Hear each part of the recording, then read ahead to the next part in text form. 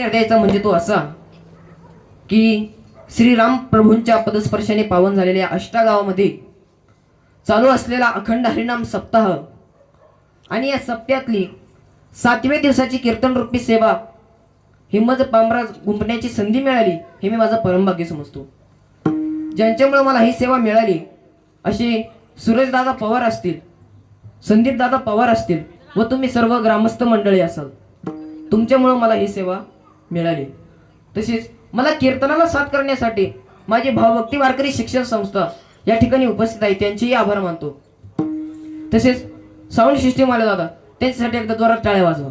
खरंच तेवढे 7 दिवस झाले काकड्याला असतात, हरिपाठाला आहेत, कीर्तनाला आहेत, खरंच त्यांचे आभार मानतो, तुम्हालाही धन्यवाद देतो.